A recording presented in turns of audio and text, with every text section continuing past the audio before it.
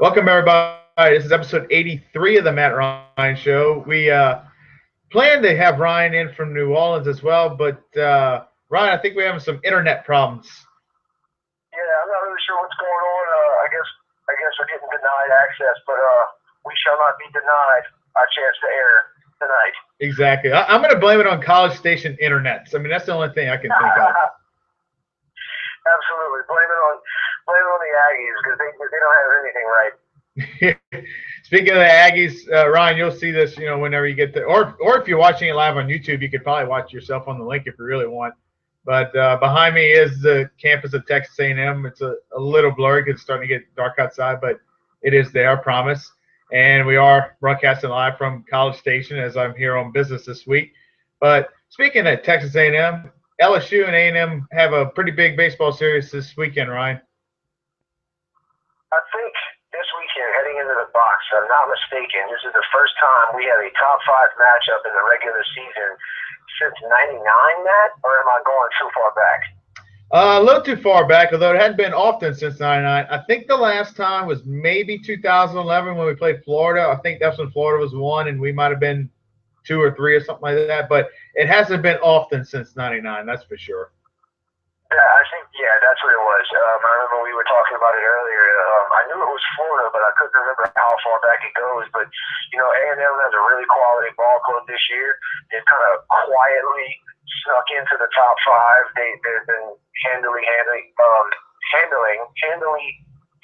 their opponents, if that makes sense, Yes. taking care of business. But I know that Arkansas went into College Station this weekend and kind of served them their own butt on a silver platter and woke them up and said, welcome to the SEC, boys. This is where we play ball. And they're going to have a tough road test heading into the box this weekend. Yeah, absolutely. Arkansas took that first game. A&M took the first game pretty handily and had an 8-2 lead in the 7th inning and blew it. And then, of course, got demolished in Game 3. And now you have a tie in the SEC between LSU and A&M at the top, and Vanderbilt and Florida are a half game back with 6 losses. But we'll get into that in just a little bit. But, Ryan, important playoff game tonight. The playoffs? Oh, yeah. Playoffs? Well, if we're going to get into the hardwood, Matt, jump right in. The Pels came out on Saturday afternoon, and they looked exactly like I thought they would. A bunch of rookies in the playoffs. These guys of the starting 5. I think 3 of the 5 guys of our starting 5 had not had one playoff game under their belt. And AD talked in the post-game conference about how they came out playing to the speed they wanted, but their minds were going a mile a minute. And once they slowed down and started ticking through the game, you saw the drastic difference of the first half and the second half. They always say it's a tale of 2 halves. And the Pelicans came out and, in my opinion, demolished the Warriors in the second half. But a 25-point lead was too much for us to overcome. The Pelicans came back and finished off the third quarter on a 14-0 run. And normally you think if you finish off a 14-0 run, you're going to take the lead after that. We're still down 11. Yeah. So, the Pels really have their work cut out for them heading into the game tonight. But now they know what they're facing in the Oracle Center. Yeah, Golden State was 39-2 in the regular season, which is one of the greatest home records in NBA history, if not the greatest. I think maybe the '96 Bulls or something like that might have went 40-1 or something like that. But yeah, Ryan, you're exactly right. The Pelicans looked like a team that played very nervous in the first quarter, and they got behind too far early. Did show some encouraging signs in the second half, and I was trying to figure out, Ryan, and I wanted to get your take on this. Do you think it was more of Golden State coasting, or do you think the Pelicans may have actually found something and did their best to get back in the game? Maybe it was just too much to overcome, but they were doing a lot of good things in the third and fourth quarter, including not turning the ball over. My big thing here is this. Osik being the big guy underneath for the Pelicans is necessary against teams like the Spurs because you got to have a big body underneath. The Warriors aren't a big team. They're a fast, heavily in motion team. They beat you across the floor and they beat you in motion. If we can keep the game to a half-court game, keep Osik out of the game, because as soon as Osik went out and Anderson came in, the lineup changes, and all of a sudden the Pelicans are a brand new team. Osric isn't fast enough to keep up with the Warriors. They were blowing by him, and he just looked lost. And as soon as he got removed from the game, yeah, he got, I want to say, 8 to 10 rebounds, but he only put up 2 points. We can't have somebody on the court for as long as Osric was and only putting up 2 points against the best scoring team and the best defensive team in the league. These guys' efficiency was, I want to say, it was their average margin of victory was something like 13 to 15 points at home.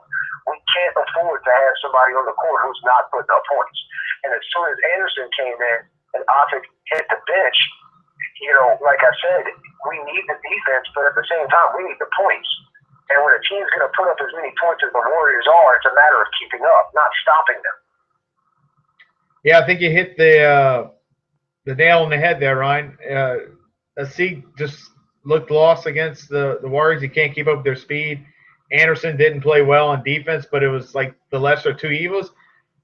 My question is, where was Alexia Jensen in the second half? I mean, he had a short spurt in the first half, came in, scored 6 points right off the bat.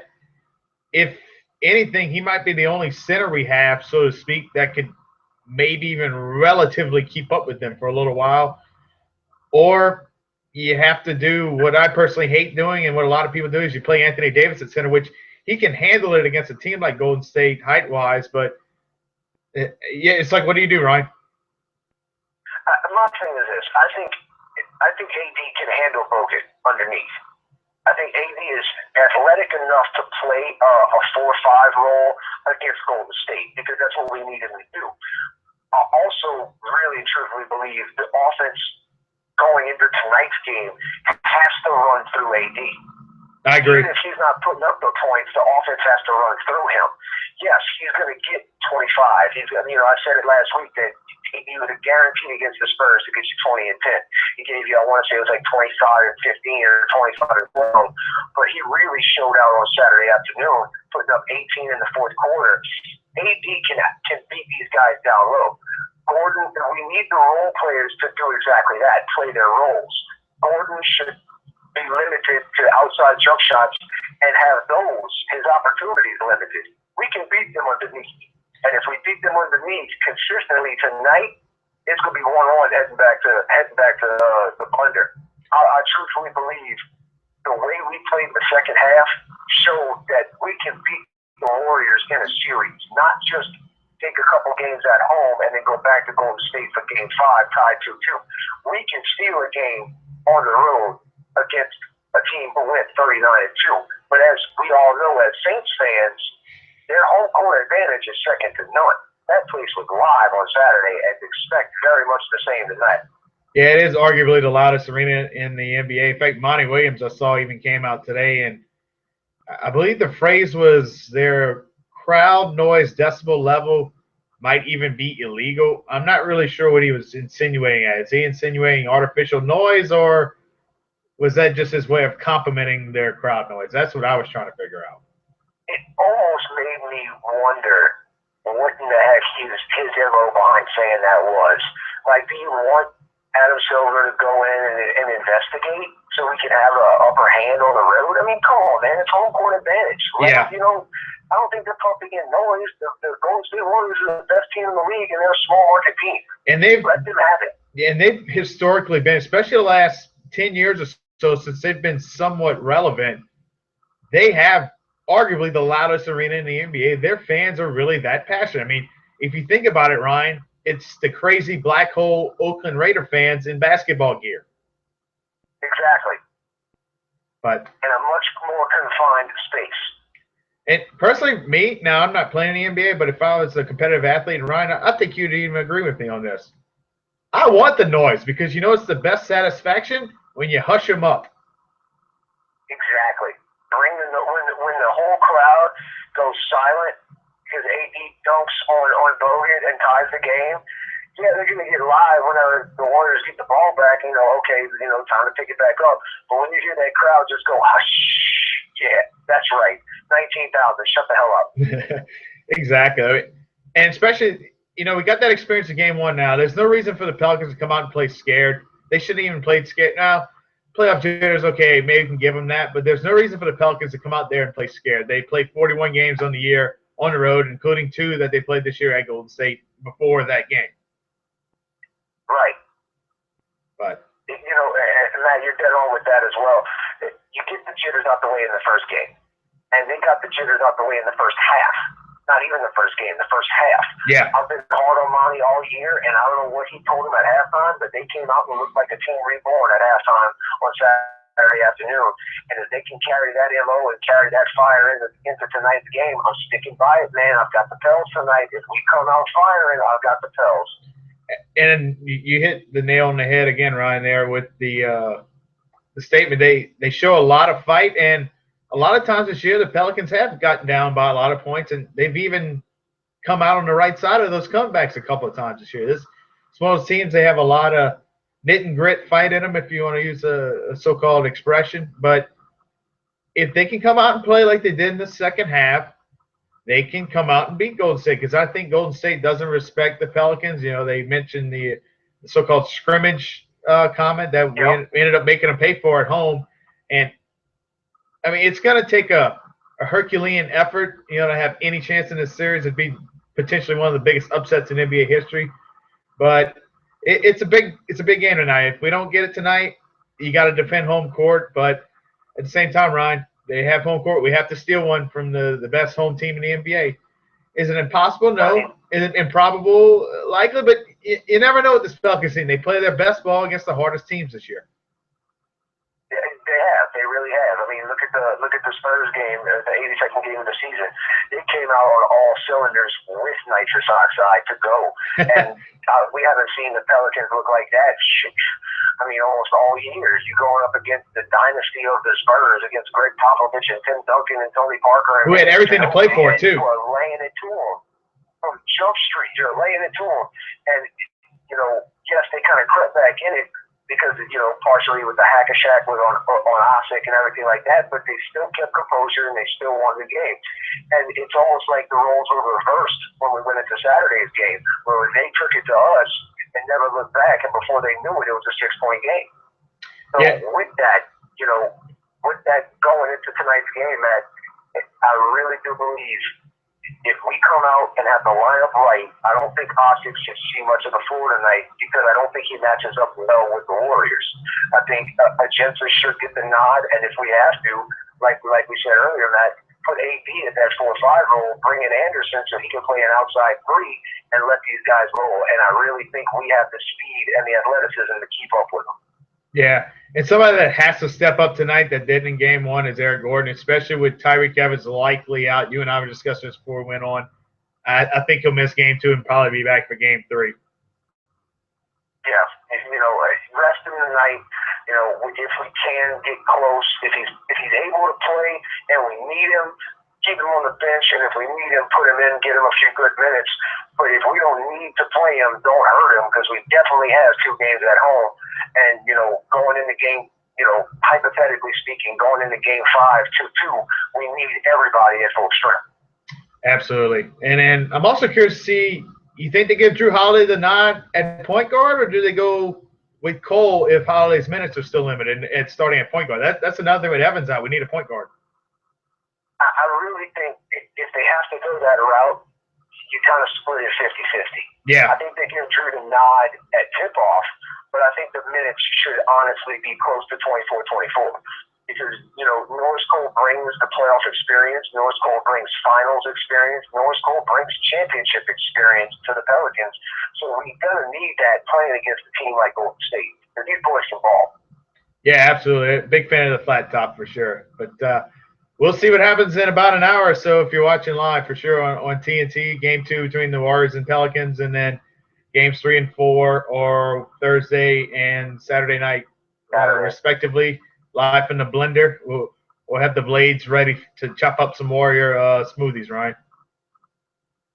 I like my smoothies red, and Stephen Curry just so happens to be a red bone black guy. Looks like somebody's getting chopped up this weekend.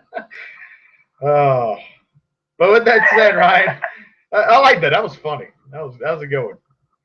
But our other topic for the show, it's 1 versus 2, Ryan, this week in college baseball, as the Texas A&M Aggies come to the friendly confines of Alex Box Stadium in a Thursday through Saturday series to be broadcast on the SEC Network.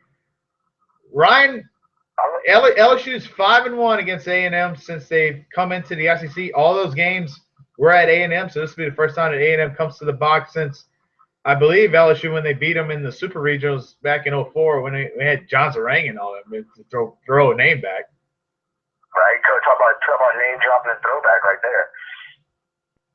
But what do you think LSU's chances are this week? You said we're 7-1 against A&M since they've entered the SEC, right?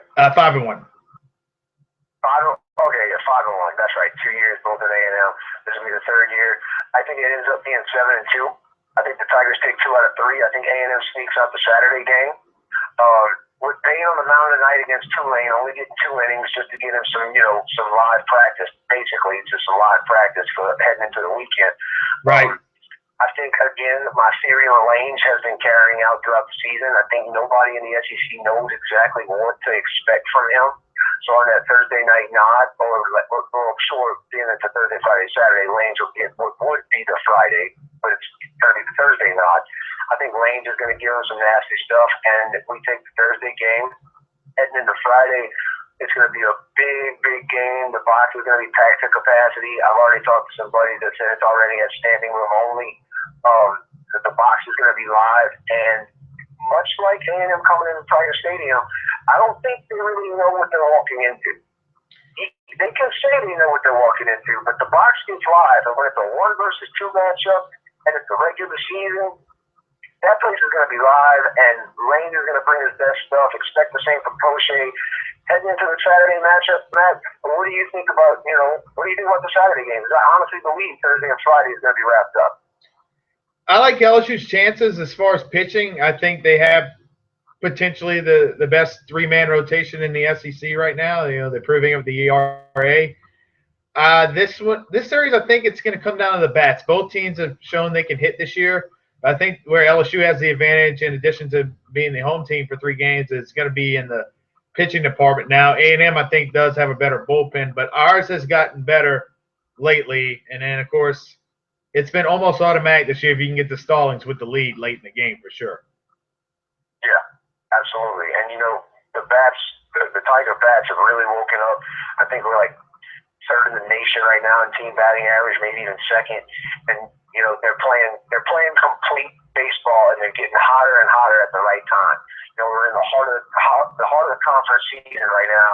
We've got some great teams lined up down the road, and if we consistently keep playing the way we have been, it's gonna line up for a nice postseason run for LSU. But first and foremost, we got to take care of business this weekend against A&M. These guys aren't number 2 in the nation for nothing. Let's not sleep on that. Earlier I said they quietly crept up into a top position in the nation, but these boys can play. Yeah, can play. Arkansas's strength over the past decade or so has been their bullpen, has been their pitching, and that showed true this weekend.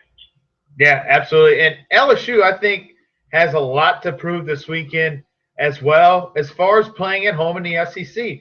They're 7-1 on the road, Ryan, and only 5-4 at home, including the last time we were at home was that disappointing 2 out of 3 loss series to Kentucky. It's going to happen, Matt. It is. But they're young boys.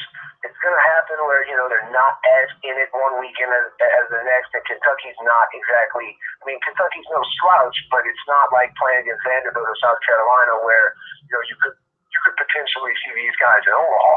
A&M is going to be much of the same. Expect to see A&M in at least the super regional, if not our own super regional. So I think Maneri's going to have them, with their best foot moving forward. And Matt, we said it last season, and look at the change in the bats. With Javi gone, look at what has happened in Baton Rouge. These boys are cracking the bat. Yeah, Andy Cannizaro has definitely earned his paycheck this year for sure, but I think LSU will come out fired up. While on the topic of Cannizaro, Matt, I hate to cut you off, but while on the topic of Cannizaro, we've already surpassed our stolen bases total from last season in this season with so many more games left to play. These guys are aggressive at the bat. They're aggressive on the base running. We're putting up runs. We're moving guys around. And, Cannizaro, like you said, I did it dead on. He has earned his paycheck this season. Yeah, I mean, the guy had a great resume. He was a terrific college baseball player, played in the majors, and you're not going to be the lead scout of the New York Yankees and be a slouch. Right, you didn't get this guy from Walmart. Exactly, but I think LSU will come out fire. I think they have a chip on their shoulder and a little bit to prove this weekend. I mean, they still have a great record at home. Don't get me wrong, but I think they want to prove it 5-4. And I kind of agree with you. I think A&M is going to sneak one. It's almost like a prove it to me LSU type of thing this weekend. But yeah, I think LSU will get 2 out of 3 at home, and that could end up being a pivotal tiebreaker in an SEC championship or at least a national seed. In the end, I think LSU and A&M may both get national seeds, and whoever wins the SEC East may do it, and the SEC could set some history there and get 3 national seeds, which is almost unheard of. But as far as the top-heavy part of the SEC this year, they're pretty loaded. The top 4 are very, very loaded and will easily be hosting regionals, it looks like, with 4 series to go. It's incredible when you think about it, Matt. We always talk during football season about SEC being the gauntlet. Right. So to come out of the SEC West, you should automatically play for a national championship because of the teams you got to play. The likes of Alabama, Auburn, LSU, Mississippi State on the rise, Arkansas is on the rise, A&M has been contending, and now we're looking at it in baseball as well, where 4 of the 8 national seeds could come out of one conference. It's incredible, and these guys are, they're all top-notch ball clubs, and it's going to gear up for a great weekend of baseball in Baton Rouge with the #1 LSU Tigers, who are now unanimous, which we had not mentioned yet, unanimous #1 again against the unanimous #2. Well, I don't know if they're unanimous, but #2 team in Texas A&M. I think they are unanimous #2 from what I understand. I mean, they do only have 5 losses now, even with those 2, I believe. So there you go. Wow. Yeah. Wow. Yeah, it's going to be some good ball going on in Baton Rouge. Try and make it out there, folks. Absolutely. But, Ryan, you have anything else before we call it a night here from College Station? Of all places to broadcast the Matt Ryan show from, huh? Right. We've done a few different crazy locations. I think this is the most far out one yet. Only thing I got to say is take flight, gentlemen. Take flight, ladies and gentlemen. Get your red on tonight. Get your gear on. Call in to work. Tell them you'll be late tomorrow and stay up a little late and watch the game tonight. It's going to be a good one. I got a 5-hour energy ready to go because I got to be up at about 5:30 to go to work. Right. Only downfall playing on the West Coast. Stupid West Coast. But. Damn hippies. But I will say, Ryan, one thing College Station does share with us is that indeed we do like to say good night, America and troops. Good night, America, and to the troops. We'll see you next week for episode 84. Peace out, Ryan.